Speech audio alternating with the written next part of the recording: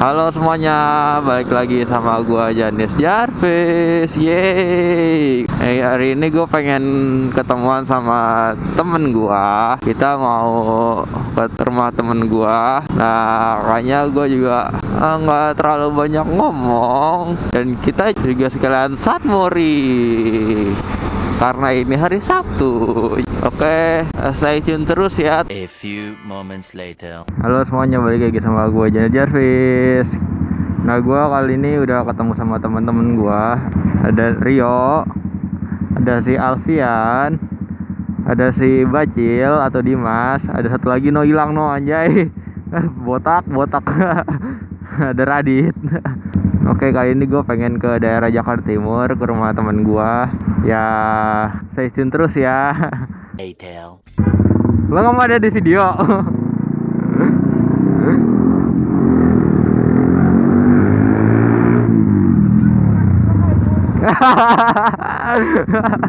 Ngomong apa sih? Halo, balik lagi. Kita riding lagi. Buat hari ini kita pengen bahas apa ya? Apa ya yang enak ya? 2000 years later. Oke, gue dapet ide. Kemudian kita ngebahas gimana cara memilih roller yang ideal buat harian. Harusnya naik. Gue bingung lagian. Kita lurus kan?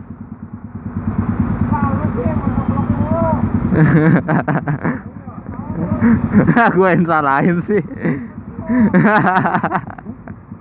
Oh ya, sebelum gua lebih jauh tentang roller, kalian tahu kan apa fungsi dari roller itu? Kalau yang belum tahu, gua mencoba untuk kasih tahu karena gua agak-agak lupa ingat. Tapi gua ngejelasinnya pakai bahasa gua sendiri yang mungkin kalian kurang paham, mohon maaf ya. Fungsi roller itu dia sama dengan ya transmisi manual. Jadi bedanya itu kan kalau manual itu dia pakai gigi buat mindahinnya. Kalau di Matic ya roller itu yang buat mindahin, bukan buat mindahin sih. Dia ngikutin RPM agar rasio perbandingan transmisinya itu bisa berubah-ubah. Bego.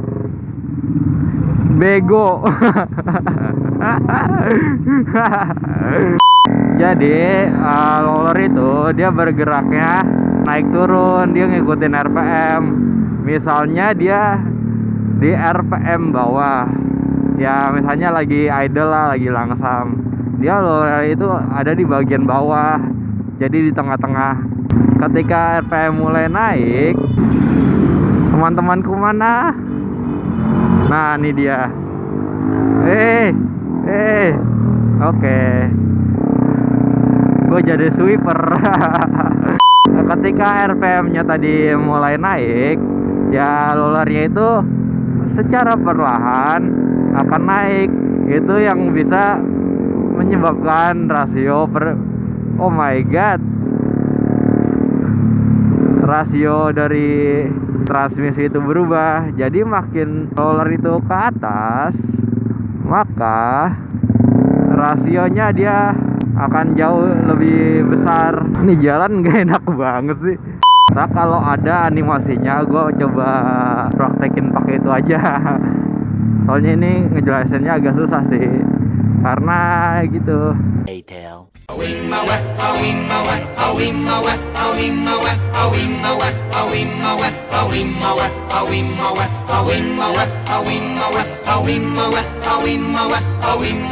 Untuk kalian yang belum pernah nonton video gua tentang cara pasang bearing di puli, itu ada gambaran rumah rollernya itu gimana bentuk rumah rollernya. Karena kan rumah rollernya itu dia nggak flat ya, dia agak cekung gitu, yang bisa bikin rasio transmisinya berubah. Jalannya aneh banget bebas tadi, di aspal. Kayaknya gue baru pertama kali kesini dah.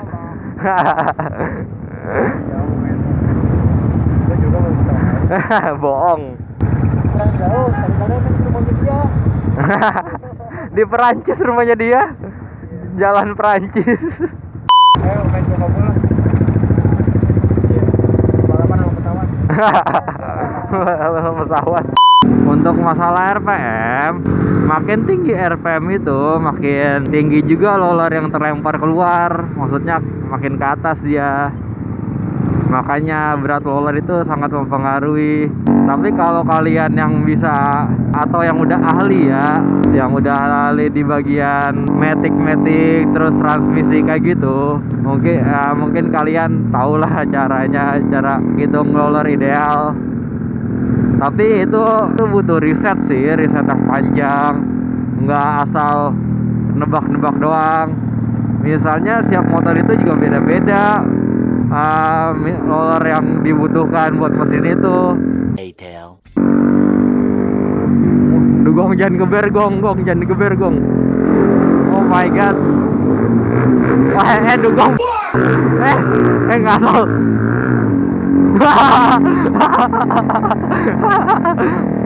Oke, kayaknya gue singkat aja ya.